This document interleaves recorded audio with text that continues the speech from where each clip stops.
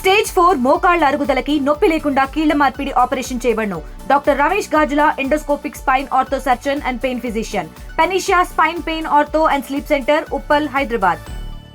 నవరాత్రి ఉత్సవాలు ఇంద్రకీలాద్రి పైన ఎంతో ఘనంగా జరుగుతూ ఉన్నాయి. ఇప్పటి వరకు లక్షలాది దర్శనం చేసుకుంటూ అమ్మవారిని దర్శనం చేసుకుంటూ అమ్మవారి ఆశీస్సులు తీసుకుంటూ వెళ్తున్నారు. ఒక కీలకమైన ఘట్టానికి మనం ఇప్పుడు చేరుకున్నాము. రేపు ఏదైతే మూల నక్షత్రం రేపు రాబోతా ఉందో దానికి తగ్గట్టుగా ప్రిపరేషన్ గురించి, అలాగే మీడియా మిత్రుల ద్వారా వచ్చే భక్తాదులకి, అలాగే విఐపీస్కి వెళ్లాల్సిన ఇన్ఫర్మేషన్ గురించి ఈరోజు చెప్పడం జరుగుతుంది. దయచేసి మీడియా మిత్రులందరూ ఈ విషయంలో డీటెయిల్స్ ని పబ్లిక్ ఇచ్చారని కోరుకుంటూ, ఇప్పటి వరకు మనం చూసుకుంటే మన కాత్యాయని అమ్మవారి దర్శనం నుంచి ప్రతిరోజు 1,00,000 దాటి వస్తున్నారు. ఎంత భక్తులు వచ్చినా కూడా వాళ్ళకి కావాల్సినంత ఏర్పాట్లు, ముఖ్యంగా క్యూ లైన్స్, అలాగే బేసిక్ ఫెసిలిటీస్, ఇన్ఫర్మేషన్ అవన్నీ ఎప్పటికప్పుడు ఇస్తూ పోలీస్ యంత్రాంగం, అలాగే జిల్లా యంత్రాంగం, అలాగే ఎండోమెంట్ డిపార్ట్మెంట్, టెంపుల్ యువ వారితో పాటు కంటిన్యూస్ గా పనిలో ఉంటూ ఎప్పటికప్పుడు ఫీడ్బ్యాక్ కూడా తీసుకుంటూ ఇంప్రూవ్ చేయడం జరిగింది. ఇప్పటి వరకు చూసుకుంటే ఈ రోజుకి 83,000 మంది వచ్చి దర్శనం చేసుకుంటూ వెళ్లారు. అలాగే ఈ రోజు ఇంకా హోల్డింగ్ ఏరియాలు కూడా వాడాము. ఇంకా 80,000 మంది కూడా వచ్చే అవకాశం ఉంది. ఈ రోజు 1,00,000 దాటే అవకాశం ఉంది, సండే కాబట్టి. అలాగే రేపు మూల నక్షత్రం కాబట్టి పోలీస్ సిబ్బంది నుంచి, పోలీస్ సైడ్ నుంచి, అలాగే ఎండోమెంట్ సైడ్ నుంచి ఏమేమి ఏర్పాట్లు చేశామనేది గౌరవ సిపి గారు, అలాగే యువ గారు చెప్తారు. ముఖ్యంగా దర్శనాల వరకు ఈ రోజు నైట్, ముఖ్యంగా ఈ పాయింట్ చాలా ఇంపార్టెంట్, దయచేసి అందరూ వినాలి. నైట్ 9 గంటలకి వినాయక గుడి నుంచి, అలాగే కొమ్మరిపాలెం గుడి నుంచి ఈ రోజు చండీ అవతారాన్ని చూడడానికి వస్తున్న భక్తులకి లాస్ట్ టైం అది క్లోజ్ చేయడం జరుగుతుంది అక్కడ 9 PM కి. తర్వాత నెక్స్ట్ రేపటికి సరస్వతి అమ్మవారి దర్శనానికి 11 గంటలకి క్యూ లైన్ ఓపెన్ చేయడం జరుగుతుంది ఎంట్రీ పాయింట్ లో. సో ఆ 11 గంటల తర్వాత వచ్చే అందరూ సరస్వతి అమ్మవారిని చూడే అవకాశం ఉంటుంది. ఈ 9 గంటల వరకు వచ్చే వాళ్ళు చండీ అమ్మవారిని చూడడానికి అవకాశం ఉంటుంది. ఎవరైనా చండీ అమ్మవారిని చూడాలనుకుంటే ఈ 9 గంటలకు ముందే వచ్చి క్యూ లైన్ లో వచ్చేయాలి. ఇది దయచేసి మీడియా మిత్రులతో అందరికీ వెళ్లాల్సి ఉంటుంది.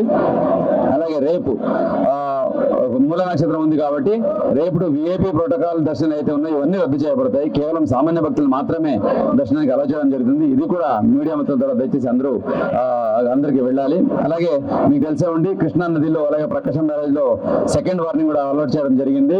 7 లక్షల క్యూసెక్స్ వాటర్ కూడా రేపటికి చేరుకునే అవకాశం ఉంది. కాబట్టి అక్కడ కావాల్సిన ఏర్పాట్లు, ముఖ్యంగా స్నానం జల్లు, అలాగే ప్రికాషన్స్, బందోబస్తు, ఇవన్నీ కూడా చాలా చక్కగా పెట్టి ఎప్పటికప్పుడు అనౌన్స్మెంట్ చేసి భక్తాదులకి ఇన్ఫర్మేషన్ కూడా ఇవ్వడం జరుగుతూ ఉంది. మీ సైడ్ నుంచి మీడియా మిత్రుల ద్వారా రిక్వెస్ట్ ఏంటంటే వచ్చే భక్తాదులకి చేసేసి మీ మీడియా ద్వారా క్లియర్ గా వెళ్ళాలి.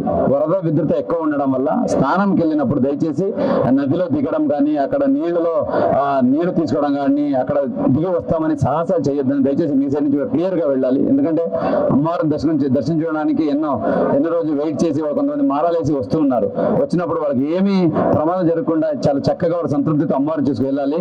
వాళ్ళు ఏదో అక్కడ క్యూరియాసిటీతో లేదా నీళ్ళు ఎక్కువ చూడడానికి వెళ్ళి అక్కడ ఏదైనా ప్రమాదం జరిగితే అది మనం ఇన్ని రోజు చేసిన తయారీ ఏదైతే సిద్ధత ఏదైతే ఉన్నో, సో ఇవన్నిటికీ ఒక బ్లాక్ మార్క్ లా ఉంటుంది. కాబట్టి ఐ రిక్వెస్ట్ మీ అందరి ద్వారా వచ్చే భక్తాదులకి అందరికీ రిక్వెస్ట్ ఏంటంటే ఉధృత ఎక్కువ ఉండడం వల్ల నీళ్ళు వైపు వెళ్ళడం కొంచెం అనుకోండి.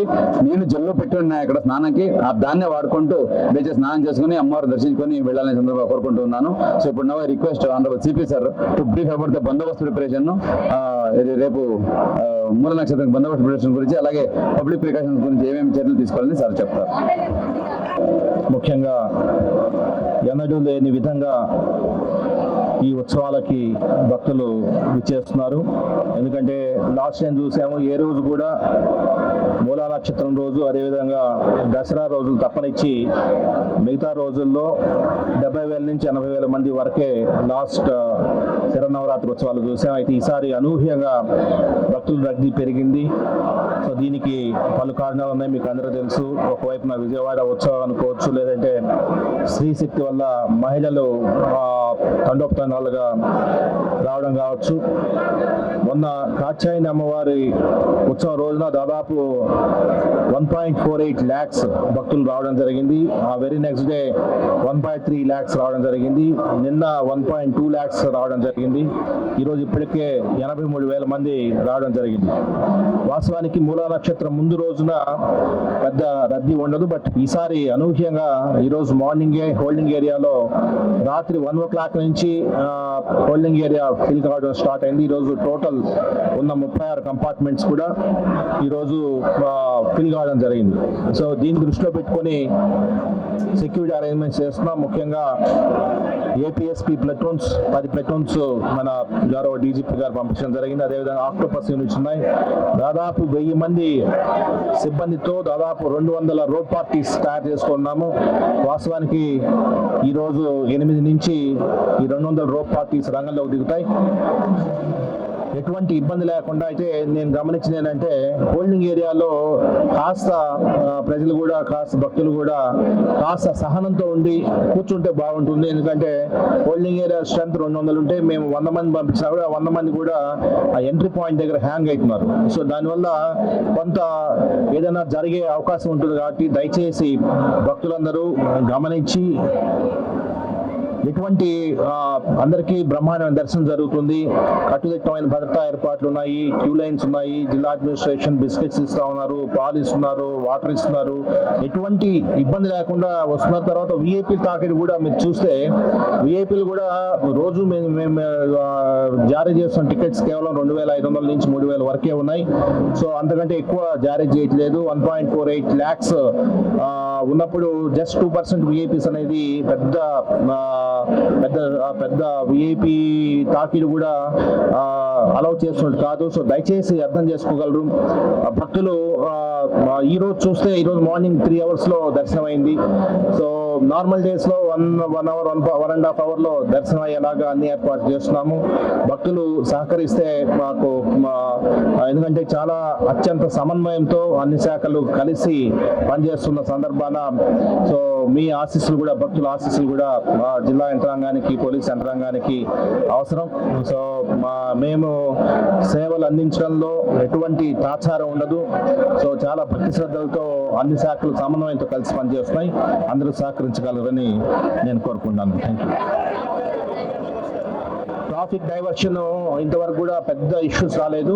రేపు కొంత అవసరాన్ని బట్టి డైనమిక్ గా కొంత ట్రాఫిక్ ని డైవర్ట్ చేసుకోవడం జరుగుతుంది. ముఖ్యంగా హెవీ వెహికల్స్ ని విజయవాడ పట్టణంలోకి హెవీ వెహికల్స్ రాకుండా జాగ్రత్తలు తీసుకోవడం జరుగుతుంది. ఈసారి మీకు అందరికి తెలుసు వెస్ట్ బైపాస్ ఓపెన్ చేశాము. అదేవిధంగా చెన్నై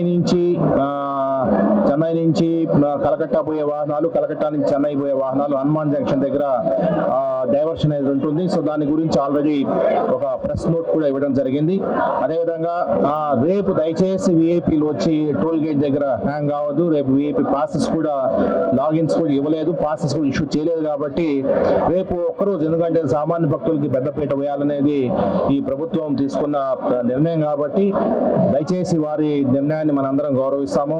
రేపు అదేవిధంగా దసరా రోజున విఐపీలకి ఎటువంటి టికెట్స్ జారీ చేయట్లేదు. సో దయచేసి అందరూ సహకరించాల్సిందిగా కోరుతున్నాం.